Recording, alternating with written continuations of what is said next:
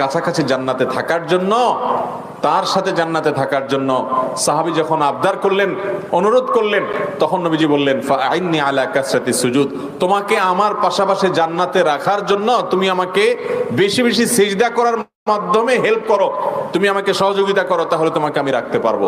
অর্থাৎ বেশি বেশি সালাত আদায় করো। এই জন্য ভাইরা আমার, 5 ওয়াক্ত ফরজ সালাত তো বটেই, সুন্নাত সালাতগুলো, নফল সালাতগুলো, এছাড়াও আরো অতিরিক্ত যত বেশি পারবেন, যখন আল্লাহ তৌফিক দিবে, রাতে দিনে 2 রাকাত করে লম্বা লম্বা রুকু দিয়ে, বেশি বেশি সিজদা দিয়ে, লম্বা লম্বা সিজদা দিয়ে আল্লাহ রাব্বুল আলামিনকে সন্তুষ্ট করার চেষ্টা করব। আল্লাহ আমাদের সবাইকে তৌফিক দান করুন। তাহলে দ্বিতীয় আমল হলো দুরুদ, না দুরুদের আমলটা পরে আসছি। দ্বিতীয় আমল হলো সালাত, সিজদা, বেশি বেশি সালাত এবং বেশি বেশি সিজদা। এটি নবী করিম সাল্লাল্লাহু আলাইহি ওয়াসাল্লামের জান্নাতে নৈকট্য লাভের তৌফিক আমাদেরকে এনে দিবে ইনশাআল্লাহ।